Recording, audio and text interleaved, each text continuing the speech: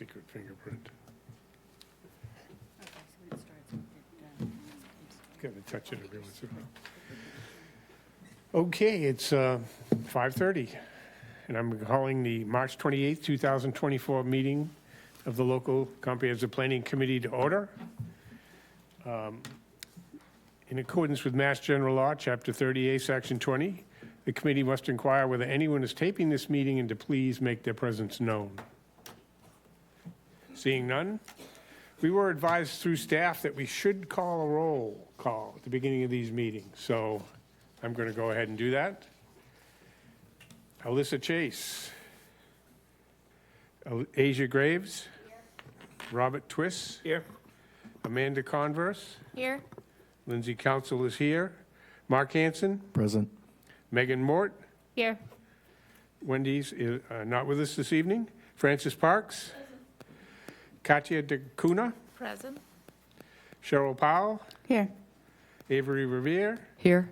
Sue Rohrbach. Jennifer Williams. Okay, we're ready to begin. First item on the agenda for us is the approval of the minutes from March 14th, 2024. Everyone had a chance to review them? Everybody's good with that? Any comments, changes? I wasn't here, but I did notice, I watched the video, and I think Jennifer wasn't here for that meeting, and she's marked present.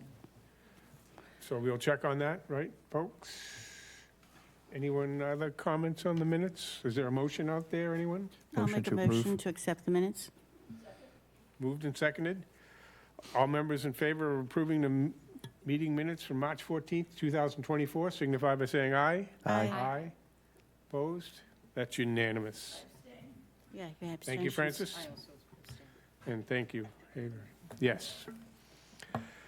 So now, minutes being done, I'll open it to public comment. Anyone here to speak to anything before the committee? Not seeing anyone, we'll move on from that.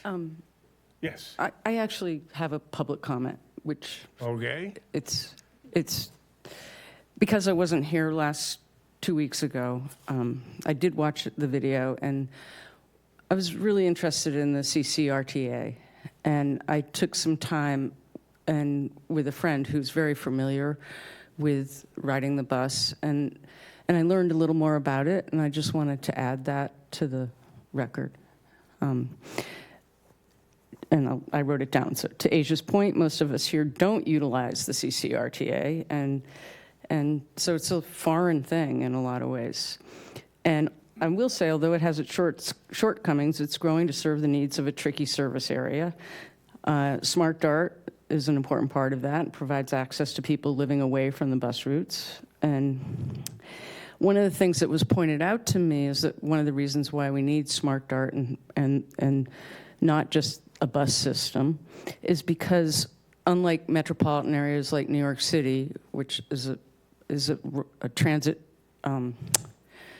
system I'm familiar with, there's no sidewalks around here. So even though you've gotten by bus to Stop and Shop, now you want to go somewhere else, you can't walk there safely. And so sidewalks and infrastructure are super important. I also want to emphasize that any kind of developments definitely need bus stops to be part of them.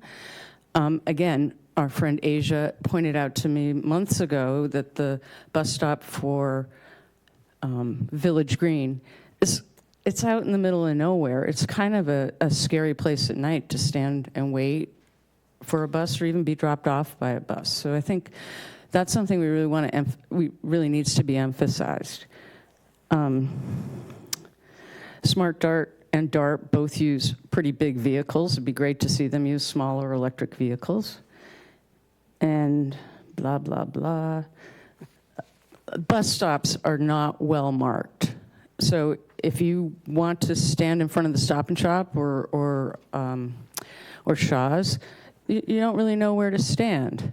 And they need to be well marked. They also need to be more information, like more maps and routes and all these things. That's what I had to say. Thank you. I want to say I second everything that Avery says. I second and third and fourth and fifth you. Thank you. Very good. Thank you all. Anyone else? Seeing none, I'll move on to, oh, I didn't see you. Go ahead. Going on to that, I think that's part of why I asked about the maps on the website, because while they might be delineated online, they're not clearly apparent when you're actually traveling through the town. So if that's something that the LCPC can put on or within its purview, then I think it would be beneficial to highlight those bus stops. That it? Anyone? Very good. So I guess we'll move on to the topics for discussion. I believe Kate has a presentation for us, brief presentation. Good evening, Kate Maldonado, Senior Planner. The agenda for tonight, we will continue our dialogue on infrastructure and facilities, reflecting on the insight that we heard from our subject matter presentations at the prior meeting. And we'll also discuss the upcoming village meetings for the month of April. And then I'd like to have some time for the committee to voice any comments on the chapters that you've received to date. As we've discussed, the committee will dedicate the month of April to outreach and feedback with a meeting, meeting our public where they are in each of our village communities. All of these meetings are online on all of the town's calendar and on barnstablelcp.com webpage. Each of the meetings will consistently start at 6 p.m. The goal of the meetings is to go to our community and obtain feedback with regard to the chapters that we have drafted to date. So that's land use, housing, natural resources, infrastructure, and facilities, and also, moreover, the goals. So all the goals that we have collectively, the committee has reviewed. We want to present those goals to the community to see if the community has any comments, what are we missing, any suggestions for additional comments or goals. I apologize. I also wanted to present out to the committee that in advance of this significant outreach, we did amend our project website in order to make it much more easier for the public to efficiently see and review and comment on the chapters. I think we're on meeting 18 as a committee, so the document library page was getting very overwhelming to try to review and find what you're looking for. So what we've done is we've created a full separate tab where anyone can find all the meeting materials as a separate tab and scroll to whatever meeting you're looking for. And that helped us to clear up and better organize the document library page. And we've also further structured it to define efforts that were achieved under phase 1 with our visioning and outreach, and then also more easily highlight what we're doing right now with each of the chapters and eventually the action plan for phase 2. And furthermore, what we're working on for Monday is we will be providing out draft chapters for land use, housing, infrastructure, and facilities. And on the website, it'll be formatted similar to what you see before you. We're very easy. You'll see each of those chapters. You'll be able to click on that chapter and easily click on the draft of the chapter, the maps associated with the draft of the chapter, and then click on how you can submit comments online. And those comments will be structured by chapter, so that way when we provide all the comments back to you for your review, it's organized by chapter. So this language is how it'll be structured. We're working through that infrastructure now, but it'll all be up and posted very easily to review and engage by Monday. So how can members of the community as well as the committee provide comments on these draft chapters? The digital comments will be online on our website, barnstablelcp.com. Again, on that document library tab, you just have to click on the specific chapter.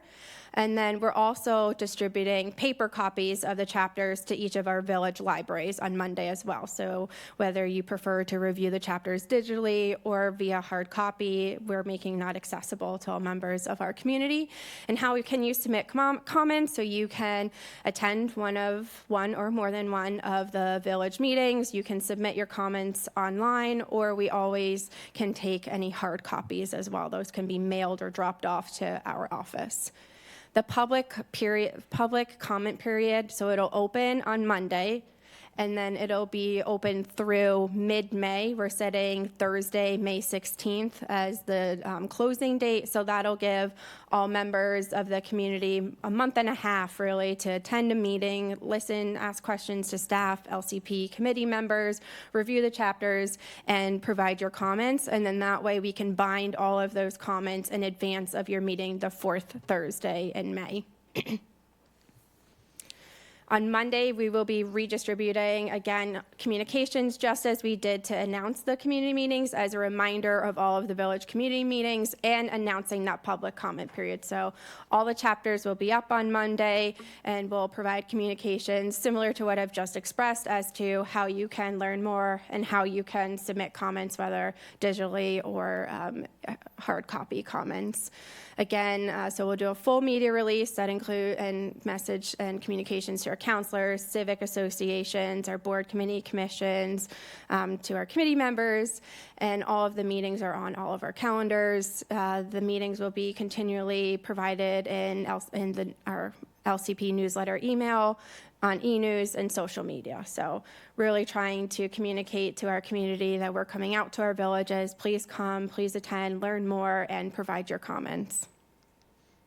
I also wanted to highlight and thank our Vice President and President, Lindsay and Wendy, for taking the time to coordinate a town talk. So live on the town's webpage is a town talk where they provided updates as to what the local comprehensive plan is and feedback and insight for our upcoming village meeting. So thank you for your time. I think this is another great way that we're communicating with our community as to where we are right now with the LCP, and that we will be out in the public.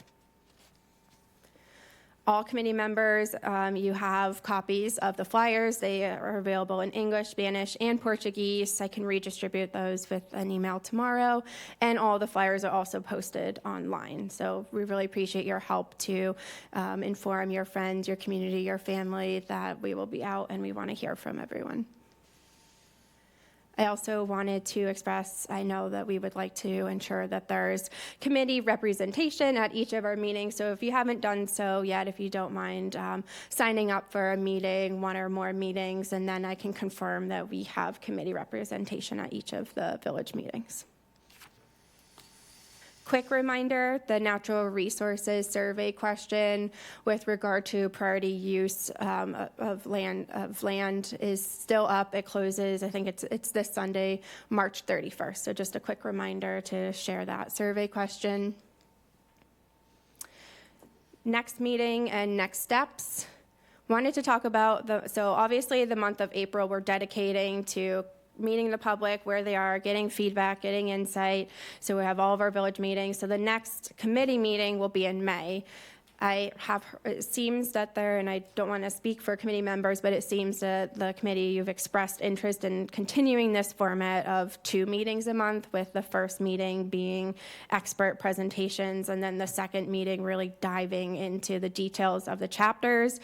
I've gone ahead and proactively reserved this hearing room for Thursday, the second Thursday in May. So that's Thursday, May 9th, at which we will kick off the economic development chapter. And I'll send around a doodle poll just to make sure that there is availability of the committee to meet on that evening. I just want to be proactive with booking this hearing room, especially because I know town council is coordinating subcommittees, and this hearing room is going to be a commodity to try to schedule. So I'll send around a doodle poll, but if there is availability, we'll proceed with meeting twice in May, and that also opens up to whether the committee would like to proceed with meeting twice a month during the summer months, particularly June, July, and August. So any feedback now, or I'll send around a doodle poll, particularly for May, and then we can consider. I know the summer months may be a little bit trickier to coordinate, but I figured May before we get into the summer. I would like to say I would prefer one during the summer, just so that I can try to enjoy my summer. I want to be at every single one of the meetings, but I feel like asking people especially people that work, if they're in their summertime, most of us probably are going to be busy. So if we could do one, in my opinion, I think that sounds good. But if everyone else wants to do 2, I will gladly do 2.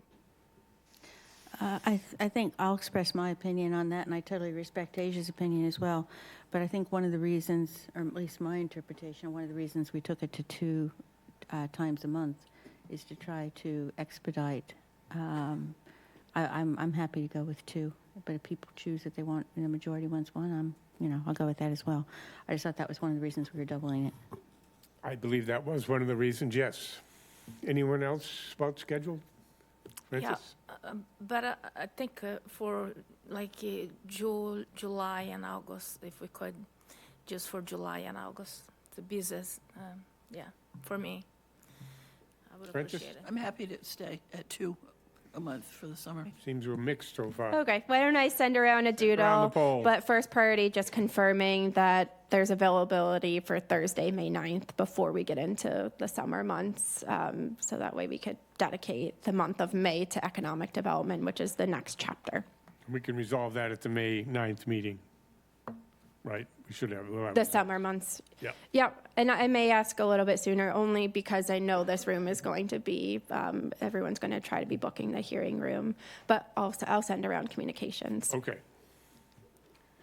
And then just to take a step back and look at the timeline, like I said, I know we were 18 meetings in and we're making great progress on phase 2. As we always say, really appreciate the time that the committee members dedicate to this effort. So we're just about into spring of 2024. So we're about the midway point for the chapters. We'll be reviewing, like I said, economic development next, culture, heritage, and design following economic development, and we would structure the process similar to what we've done for the 4 chapters we've achieved to date, and again, going back out to the community to present those chapters. And then after we have the chapters with the data, narrative, and the goals associated with those subjects, then we'll be diving into the action plan. So I wanted to bring that up because some of the feedback that the committee, that you have provided with regard to the goals sort of got into more of action statements. So what we've done is we've started documenting any of the suggestions that were more actions rather than broader goals. So we already have that documentation starting, and we'll bring that up once we dive into the action. So we'll get into the nuts and bolts about actions moving forward after we get through these chapters. But I just wanted to note that in case you saw any language that you may have suggested not included in the chapters, that we're pulling out actions to be able to start drafting the action plan. So after the action plan, we would go back out to the community again to present, and then we would present the final local comprehensive plan out to the community. So all that being said is that we've worked really hard to provide these draft chapters, and there's plenty of time to continue to review and provide comments. I know the public comment is predominantly for members of the public, but I also want to say that committee members, please take the time and also review the chapters that we've worked on. Please feel welcome to submit more comments as well. And we'll bind all comments that we receive, whether committee members or members of the public, by chapter to present back to you. Like I said, we're aiming for that last meeting, the second meeting in May, because we'll close the public comment May 16th. All right, thank you. And just one more please. minute. So before, I just wanted to, the bulk of this meeting, like we've done with the other second meetings of the month, will be to dive into the goals and strategies for infrastructure and facilities. Particularly, we'll be looking at capital facilities, transportation, wastewater infrastructure, water supply infrastructure, stormwater infrastructure, waste management, and public facilities. So we'll divide and conquer in breakout groups to look at the goals and strategies for each of those topics. And before we get into that, I just wanted to also provide a time if any committee members had any comments on the chapters to date. Again, plenty more time to dive into specific comments aligning with the public comment period, but I just wanted to provide that chance before we break out and look at those goals and strategies. Francis? Do you want corrections? Oh, I'm not sure if your mic is on. Sorry. Yeah, it's on. Do you want corrections? Oh, I'm sorry. Yes, if any of the committee members, if you have any markups of the chapters, please send them to staff, and we will we'll work on Okay, 'cause incorporating I found those. some in the water department Okay, information. thank you. Do you have something? Comments? Yes.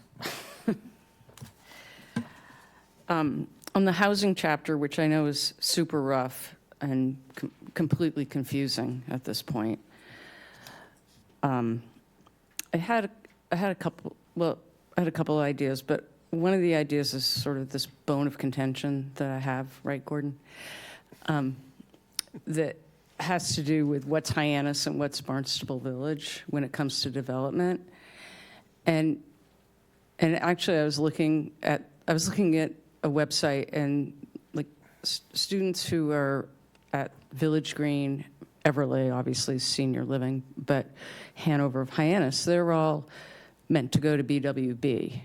It's also within the Precinct 1 Barnstable Fire District and Water District. Nevertheless, I also recognize that that area isn't exactly what people think of when you think of Barnstable Village. So I was wondering if in the housing, and it's also a place that is really targeted for development, not only for economic development, but also it seems for housing, as is clear by what's been built there in the last 10 years. And I'm wondering if it can't almost become its own area, considered its own area, where it's recognized it's not actually part of, it's not the same thing as developing downtown Hyannis, or even developing, residential areas of Hyannis. It's a different area. So that was one idea that I had. Interesting. I agree. As the person who lives over in that area, I completely agree, because it's confusing when you're telling people where you live at. It's difficult every time I tell people. Go ahead, Nick. I'm not sure if we discussed this during the previous housing meeting, but looking at the goals, there's specific addresses mentioned in specific areas. My first thought is I'm not sure if I love specific areas outlined, but it would be nice to see that maybe working with each particular village association, I think that each village should identify land or opportunities to create housing within it. And I think that should be a goal for the LCPC, is to expand that among villages. I know there's a lot of talk right now about everything being overdeveloped in Hyannis. I'm not sure I agree exactly with that statement, but there's absolutely more opportunity for growth within the villages, and it should not be all on one village to sustain everything. And I had another comment, but I don't remember it now. But that was my big one, is just I really think that it should be a shared responsibility amongst all the villages of Barnstable.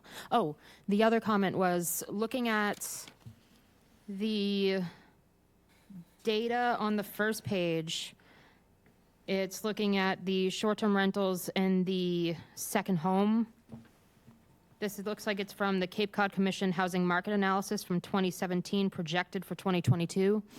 The housing needs assessment that was given to the Housing Committee has different numbers, so I'm wondering if there's two different data sets and which one we're using for the LCPC, or if we should be using both, because I know we probably won't have an exact number regardless of what time of year it is, and I'm sure it'll fluctuate, but I think where we get the information matters.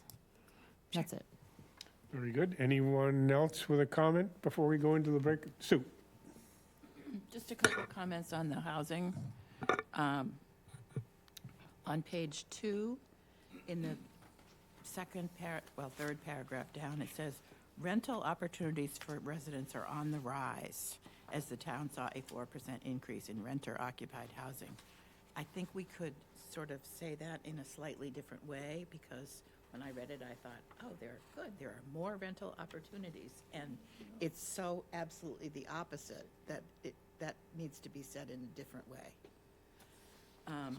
And then I went on to page 5, and I can't remember exactly where it was, but in terms of strategies where it says explore community-supported opportunities to add housing on town properties, yeah, I think that would be great, and I think we should be more than just exploring. I think we should be doing it, and the town should be seeking development on town properties. And then at some point, it talked about coordinating with wastewater and what was going on with wastewater. And I don't know if we want to mention something in there about packaged treatment plants or providing rules or ideas about how we can use that. And then there was, at the last meeting, I think, people were talking about, people from the audience were talking about a housing production plan. And I think that would be really something really important for us to do, whether it's an official housing production plan or it's something similar to that, but what are concrete goals for us? And given the difficulty in getting people to agree on things like that, I would recommend that we get somebody in to help, a mediator or somebody in to help do that, so we can come up with a plan that is accepted and by most people. Thank you. I believe we are in production, we are writing a plan, correct? Yes, we Yeah. do have. There is a housing that's production under plan draft. in the works. And is there an anticipated finish date for that? Elizabeth may be best informed to respond to that 2025. comment. Thank you. So we have a complete draft of our housing production plan, and it's important for this group because the housing production plan is a required element of a local comprehensive plan. So we pulled out essentially the highlights from that LCP and summarized them as the housing chapter of the LCP. I have been told that the town council is forming a new housing subcommittee, and that all housing policy discussions will go through that group. So I would say it will be dependent on the formation of that committee and their timeline for moving that document forward. It does ultimately have to be approved by the planning board and the town council.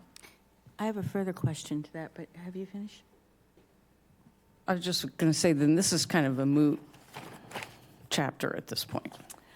That's a summary of the data, the hard data in our housing needs assessment that we have updated to use the latest 2022 American Community Survey data. So that's a lot of what that reflects is our housing needs assessment, which again is updated and reflects the most current information that we have.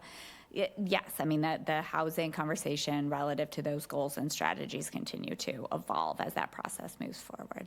But then, quick, two questions. What does almost 2/3 of Barnstable's households are family households, and 69% of total households are individuals living alone or with only one other person So even mean? I had to read that a couple of times. So yeah, a family household is one with more than one individual living there.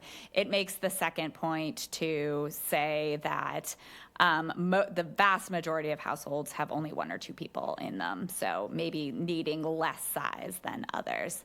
But Not clear. I understand. Then the other one is in 2020, an estimated 80% of seasonal and recreational housing were vacant. I think it's meant to say occupied, because 2020 was the COVID year, right? Isn't it? Because it says, I'm just not sure. It was confusing, because I think that's typical, like probably this year or previous years. I will check the data source. Cheryl, you had a comment? I do, yes.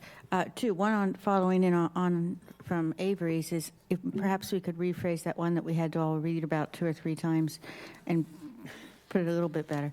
But the other thing is, just to, if you wouldn't mind clarifying, please, you said that the town is putting together a new housing committee or somehow like that. There is a housing committee. Is it addressing that one, or is it a whole new one, or is it a subcommittee from the town council? It is a town council subcommittee. Excellent. I just wanted to clarify if that was the adding people to the existing one, or if it was a town council No, so subcommittee. we have an existing housing committee that spent a lot of time on our current housing production plan and putting that forward. Again, we await further direction from council on the formation of the subcommittee and their specific charge. I'm delighted to see that happening at town council I level. think it's great that they're taking it up on the council level, yeah. Asia, do you have a comment? Thank you Asia? for the clarification. So while we're speaking about housing, one thing I'm realizing is we talk about the need for housing as well as, oh, Barnstable's building so much housing stock, but I think Barnstable needs a better measurement of what units they actually have available. We should have a Barnstable website that has every unit available in Barnstable listed, because in Massachusetts, in Boston, they're required to keep track and have a database through Metro Housing, a list of all of the available units. That way they won't be competed upon. And we need to think about price caps. Because if you think about it, a person could have been paying $1,500 last year, and then their landlord come back to them and say, well, we're going to double, you're going to raise your rent to $2,200. They should be able, we should have a cap of like 3 to 5% to keep up with inflation. Prices should not be allowed to rise that quickly. And I understand landlords want to make profits, but the thing is, we're putting profit before people, and we need to, as a county, stop doing that, specifically since we have a housing shortage. And it would be easier for realtors to fill the units that they have, because if in one central place, everyone has the opportunity to apply. And people can't be discriminated against because the town would be able to keep track of that, I personally think. Francis? I was just going to say, it's not going to be a new housing committee. These are advisory committees that are looking at the present committees that we have in the town. Well, that was another committee altogether. Yeah, yet another. That's another committee. So this is a subcommittee of the council Right. with council members that is going to look at housing. Correct. And I think there are of them? designated, I think there might be perhaps designated members from other established committees on there. But again, I'm Right. sure they will be published and communicated. Stay tuned is the word on that. Stay tuned. Susan? Yeah, I'm a little bit confused. So the town council is going to be looking at housing. Yes. So at this point, both the housing production plan and our housing chapter are in flux. Is that correct?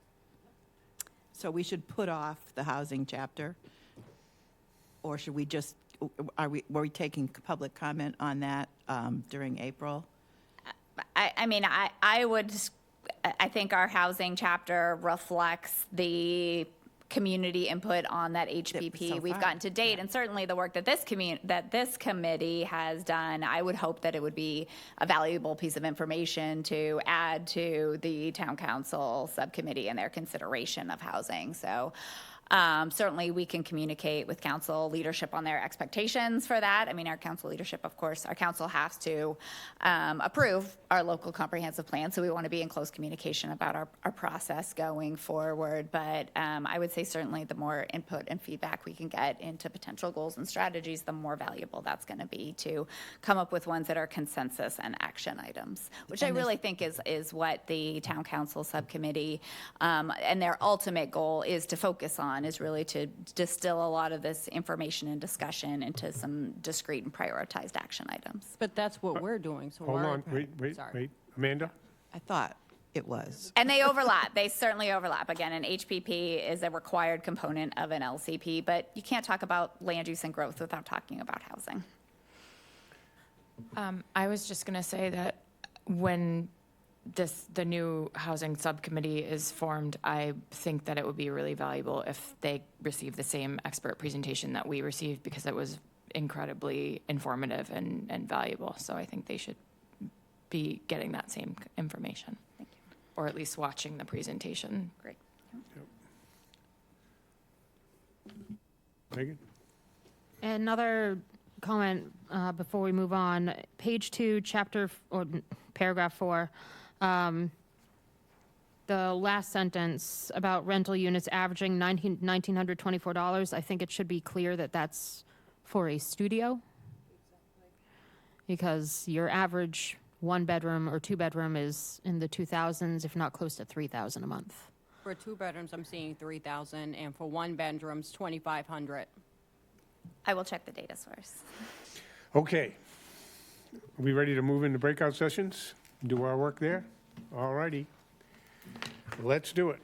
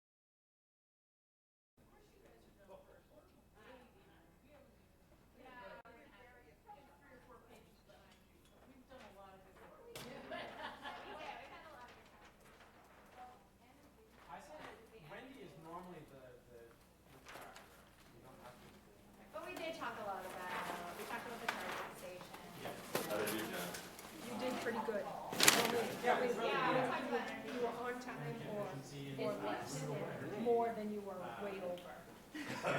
I'll take it. Talked about reducing meeting rates and all that. With your permission, I think this one. I agree, 100%. It's climate change and we Or at need least it. we should push It's this. nice form. Agreed. And we could do photovoltaic over town parking lots. Those are very popular. I love that. I love those. Cut it down after a few years. I can. But the thing is, we need the tree. Please, take a tree. All right. Much more. I think we have one last one is on waste. So I would just, just very briefly, so we know, we've got waste management. One company to take all of the trash. One company to take all the trash, and you want to, like Boston has people come get all the trash, and you people have to go to the transfer station and throw your own trash. They're forcing you to pay it. It's like they're taking you to pay that up. Oh, yeah, how is town in local property tax? Homeowners insurance, and yet you all have to carry their own trash.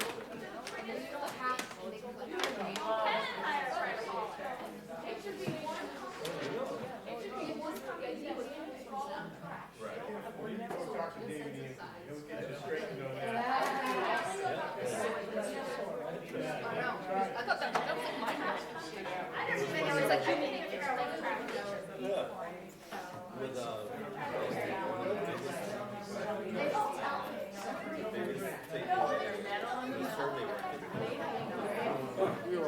This is heavy rough. I know, I'm always so sorry. I knew it when you made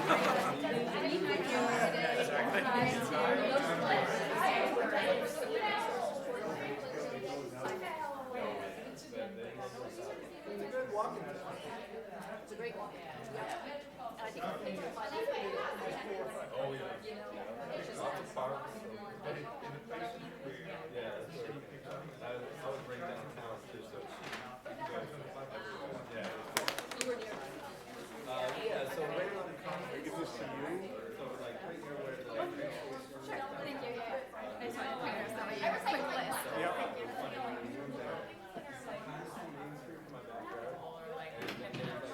One night there was like I didn't know what it was, but I heard it. Sorry. And there was a brand new local. That was somewhat. I like texted Jennifer, never coming home. No, it's yeah, exactly. No, it's actually oh, I can't see it. Yeah, it's really good.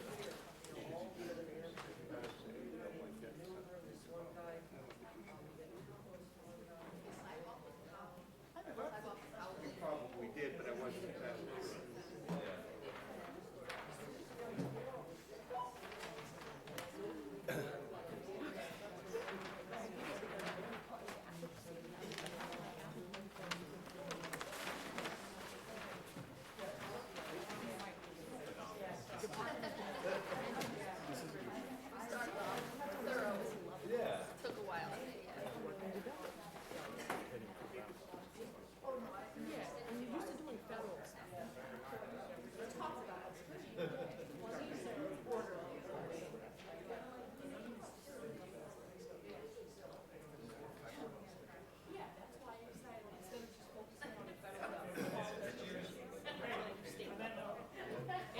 Elizabeth Warren asked me, people's asked me to focus on the state level instead of doing national level. So, hey, when you get asked, you get a lot more done. They can change it. They can change it when it comes to that. Okay. Yeah.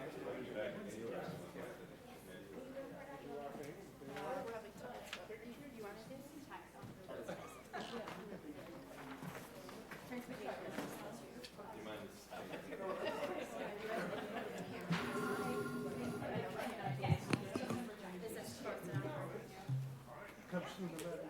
It's just that.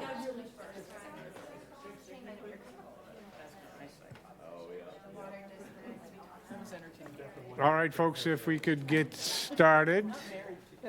from. Come on back up here, and we'll hear Jim's going first. He's with the Speedy Group tonight. That's how we do things here. All right. All right, group number one, once again, reporting out. First, for capital That's me. facilities. And please, if anybody has anything to add, please do so. We talked a lot in capital facilities about collaboration, recognizing that, the town can only do so much. We also have our water districts and our fire districts, and so collaborating with both of them to make a prosperous future for our capital facilities. Specifically looking at different things in terms of our water, our sewer, but also things like lighting and safety was a big topic in our discussions of our capital facilities. Talking about sustainable management and making sure that we incorporate language for drought and heat, and water storage and or redundancy. And again, studying the operations of collaborating with our water districts. Transportation, we spent a lot of time on transportation. Under the policy, we wanted to make sure that though we talk about different alternative modes of transportation, but we're also talking about our destination and including parking in that conversation and better utilization of parking. We wanted to kind of wordsmith, and this comes up fairly often, wordsmithing kind of the wonky words. As I always say, we want to plan in plain English, and so things like taking of private roads, that doesn't mean where the town is seeking a policy to come take your road today. It's more of a policy on what should we be doing and prioritizing for private roads in the future. And so kind of wordsmithing that to better state what we're seeking to do. And with that conversation led itself to standards of roadways and how we should be prioritizing our standardization of roads, and obviously with Barnstable being a very diverse community in terms of its land. Hyannis is not going to be the same for standardization of roads likely as West Barnstable or something similar. Study or down with ferry service, talking about studying better ways to integrate, the different modes of transportation and connectivity for the airport and the regional transit down to our harbor and our ferry service. Again, for transportation, it was somewhat repetitive in terms of safety.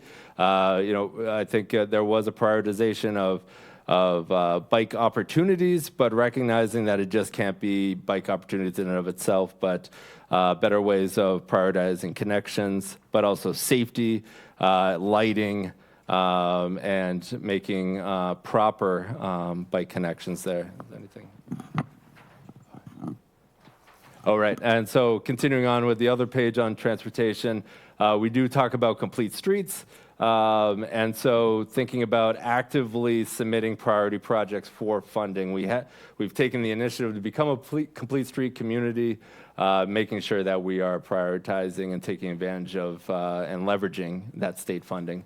Address accessibility. One accessibility that was brought up was two-way Main Street and making sure that we pursue that sooner rather than later, and the need for that opportunity to make a more safe, accessible downtown. Looking at our parking facilities and better being more proactive in making those connections for different parking facilities, and but also making sure that maybe there's opportunities for energy efficiencies. And one was brought up with North Street parking lot and opportunities for maybe solar over that, and very likely others.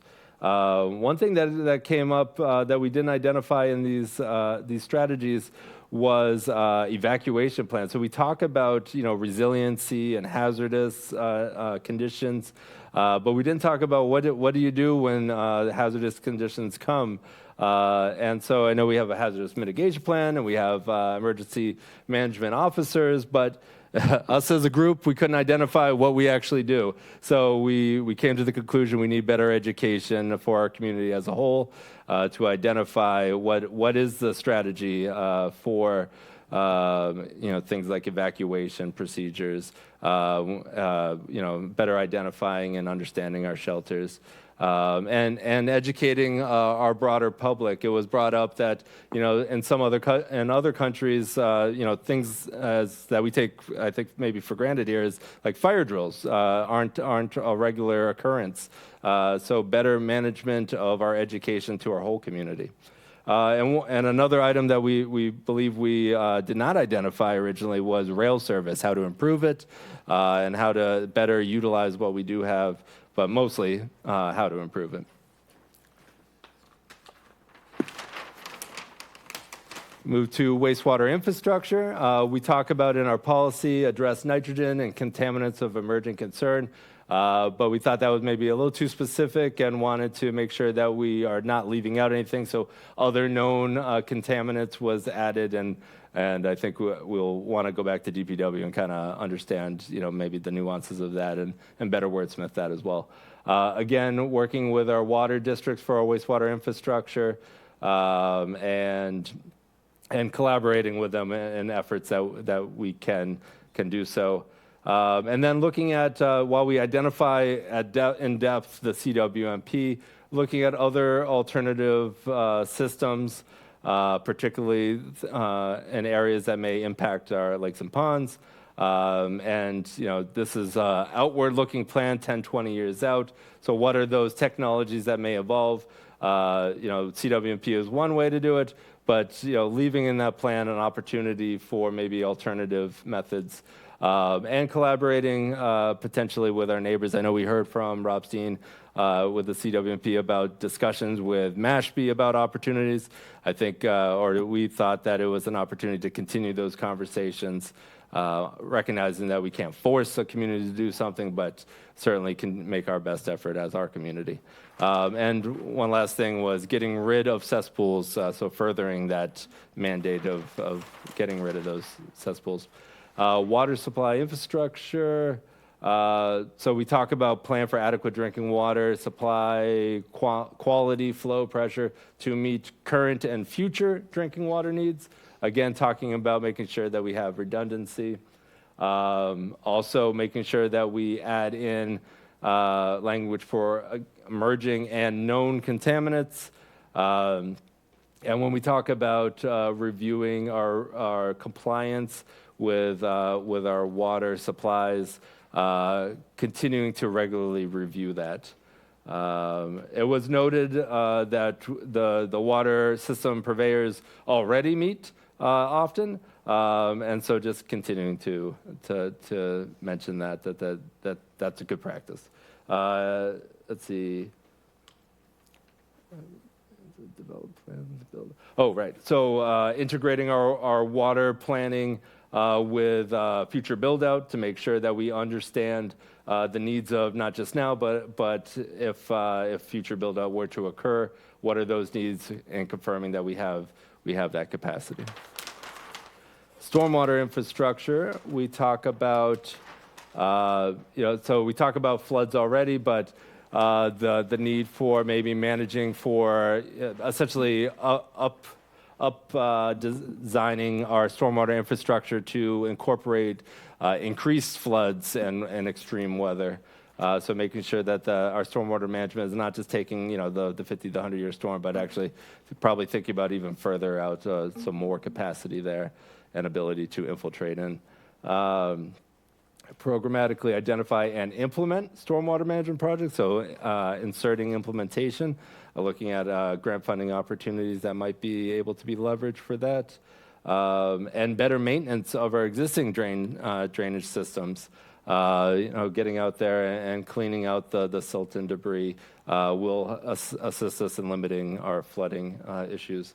And then again, education, and we talked about this a lot in our I think, natural resources section, but education about pesticides and fertilizers and hopefully banning those will help with our stormwater management and ultimately our water quality.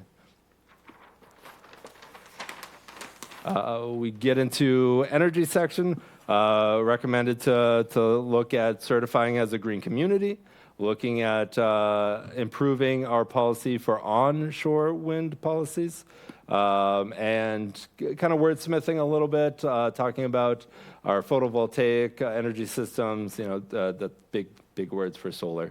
So just kind of wordsmithing that.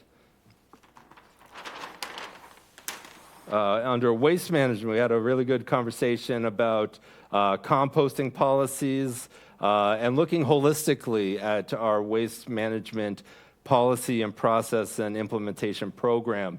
Maybe the town needs to take the lead on that. Many communities are the lead on waste management. Maybe that would be a better system. So looking more holistically, studying it, and seeing if that is an opportunity to leverage the private, public schools, et cetera. Looking specifically, if I didn't mention already, composting policies, and seeing if there's a better mechanism to incentivize composting and how we remove waste in general. Again, I think it really boiled down to looking at it holistically and seeing if there's a better method in which we can really pursue this topic as a whole. And then lastly, public infrastructure. We did talk about how public facilities aren't just roadways, and the need to talk about vertical facilities. And I think we'll be getting into that at a later section. So things like schools, things like our police station, our fire stations, et cetera. But we wanted to make sure that right now we're not just noting that these public facilities are just roads. So we identify things like our public spaces, our recreational areas, our public parks, and how we can do better for all of those are certainly a public facility that needs to be prioritized and planned and considered for the future. When we are targeting roadways, that, yes, are identified the highest priorities for specific metrics. Crash rate is one of them. But looking and managing our roadways as a whole in a very big picture scheme as well, identifying all of our roadways that may need improvement. I know DPW does a lot of this, but there may be ways in which we can improve that. Other item, just again, leveraging funding sources. We all know that roadway improvements are not a cheap improvement, so looking at different mechanisms such as our complete streets where we can leverage different opportunities. The lighting survey was I think, unanimously looked at favorably in terms of a priority. A lot of areas of dark corridors where we could do better, though highlighting the fact that the use of dark sky compliant lighting is something that we certainly need to be continuing.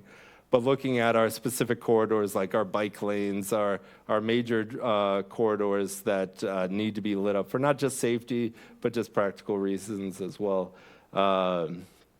And I think that might be it.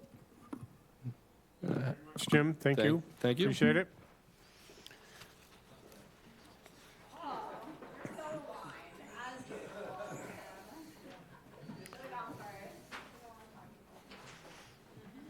It's amazing, actually. It really is. Great, so I'm going to summarize our second group discussion. And again, please, if I don't use the right words or convey what you were trying to say in the right way, by all means, jump in and correct me. So when we were talking about the coordination of infrastructure improvements, somebody used a really nice, thank you, I can't read that. Somebody used a really good way of thinking about this as really complete streets for utilities and thinking about both the public and private infrastructure upgrades that might be needed as we upgrade roads. Definitely, we had a huge theme of around transportation, around connectivity in general, thinking about sort of how you connect villages village centers to sort of those central areas. So whether it's a sort of a spur to the rail trail or a transit shuttle from a village center to the Hyannis transfer station, really thinking about how you create those spurs of connectivity from central areas to our individual villages. We talked about really thinking about as we do capital facilities projects, they do have the ability to disrupt people, disrupt business. So making sure we have a communications plan as we roll out infrastructure, as well as good coordination of infrastructure projects so things get done quickly. Talking about water and integrated approaches to water, definitely there was a suggestion about bringing back the Water Resources Advisory Committee to tackle not just comprehensive wastewater management plan, but really an integrated approach to water resource management. We talked a lot about water conservation, especially on a decentralized level. So whether it's dealing with a leaky faucet or a leaky toilet, or somebody who's running their irrigation when it rains, what are different ways that we can approach that, either through incentives or through regulation, because water, when we use water, it ends up as wastewater. All these different methods really to focus around taking our sort of aging facilities, whether they're in our own homes or in our public buildings, and thinking about how we can upgrade efficiency. Low cost, high saving strategies is a great way to summarize that. So as we talked about, we talked a lot about climate change and the relationship between development, infrastructure, and climate change. Definitely wanted to emphasize more new technologies and green infrastructure were additional ways to address changing circumstances around that. So expand that language a little bit. We talked about resiliency in addition to, in addition to hard infrastructure, thinking about increasing tree canopy, removing and replacing dead and diseased trees. We talked a lot about communications in general, again, regardless of what the issue is, how the town could do a better and more coordinated job of taking sort of what we know, communicating it, as Jim says, in plain language, and really thinking about, an approach that looks at education and advocacy to change individual behaviors, regardless of what the sort of policy issue is, whether it's water conservation or composting, how we need to have a more sort of integrated strategy for messaging this to individuals and getting people to care about it. We also talked about leveraging, we talked about leveraging grant funds as we do infrastructure projects to think about how we can build in additional resiliency. We also talked about rail infrastructure and the fact that it is very difficult. It's probably the most convenient for commuters, but it's very difficult to access to the Cape. We only have seasonal rail service, and keeping that sort of as part of the discussion when we look at alternative modes of transportation in downtown Hyannis. Again, connectivity, and then we had a really good conversation, I thought, about integrating the different modes of transportation together so they work better together. So, like, for example, putting bike racks on the buses so you can bike and bus, or having more bike racks downtown to your central destination. And again, thinking about these not just as silos, but a more integrated system. We talked about parking, and definitely the sort of a lot of favor for thinking about the value of parking lots and how we can get more for our money out of these underutilized areas, strategies that we can use to move cars out of downtown and specifically away from our water and other sort of prime destinations, and thinking about that not just from the perspective of development, but thinking about it from public space or farmers markets, or think about all the sort of great types of uses that could go into potentially that we could have in our parking lots. So I talked about the integrated transportation mode. I talked about, as there was a strategy in there that talked about accessibility, and the group did a fantastic job expanding on that. I think it was written from sort of an ADA perspective, but thinking about how we improve accessibility of our transportation when it comes to language access, when it comes to, again, sort of visuals, and how when you go to Europe, there are all of these sort of like universally recognized symbols. So if you're a visitor here from another country, you can still sort of recognize the transportation system and how that works. So really thinking more broadly about accessibility when it comes to transportation. We also had the same conversation, sounds like as the last group, about lighting and safety, specifically at crosswalks and bike routes and other places, really building that feeling of safety for alternate modes of transportation. Wastewater infrastructure, again, a continuing theme of communication, especially around water system issues. We have some technologies. How do we get people to know that they're there? And again, we talked about water conservation, new technology, different ways to address sort of potable and non-potable water needs and how to separate those out. So we are putting the most effort into our drinking water and sort of separating out the non-potable water needs from that. And yes, and there was a good comment about how our vision statement didn't necessarily reflect this continuing need around education, communication, advocacy, and how we might want to talk about that as a larger group at some point. Yeah, again, decentralized wastewater treatment, thinking about how we charge for water. Again, yeah, irrigation, conservation requirements, regulations, bans around drought times. Again, coordination between water system purveyors was an important sort of strategy we talked to about how we really need to think about not Hyannis water and West Barnstable water, but the sort of, again, holistically about all of our water resources across villages. We talked a lot about stormwater. Again, I love Jim's term, plan in plain language, about how the MS4 was too jargony. But yes, really thinking about how we're treating all the water that's discharging into our, whether we're discharging it from our swimming pool or we're discharging it from that's the stormwater on the street, how we're treating all of these discharges to improve our water quality. We also talked about sort of low-lying roads and evacuation routes, and thinking about how, how to sort of, again, separate out and prioritize the need for green interventions and hard interventions around long-term infrastructure planning, base building design.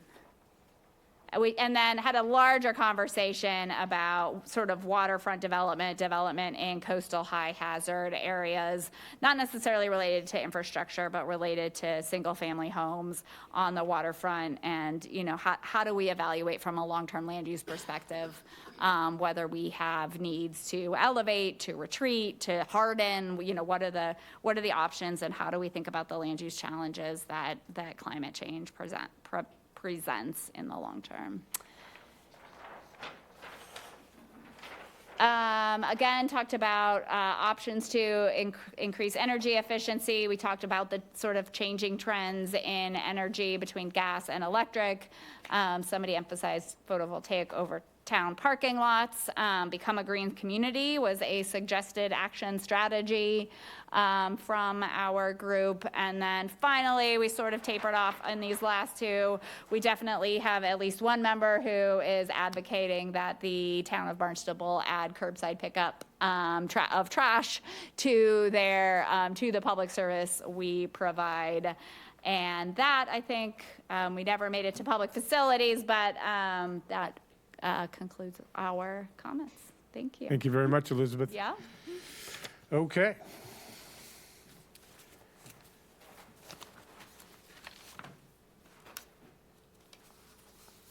So from there, I believe we go to General correspondence, or no, there was no general correspondence? None of that, so, well, I think we already did the village community meetings. She did that up front. We switched that out. So our next meeting is scheduled, a general meeting here will be for May 9th, as was mentioned, so stay posted on that. Please come to your village meeting. And that was my next thing. Please sign up for the village meetings. We really, it's an enlightening experience if you haven't done them. And you really get a chance to get people who might not come here and sit with us, but will come out to their local library or that venue to do that. So any other questions, members? No? Seeing none, I'll entertain a motion to adjourn. Motion to adjourn. Second. Moved and seconded. Any discussion on adjournment? All members in favor of adjournment signify by saying aye. Aye. Opposed? That's unanimous. Thank you very much.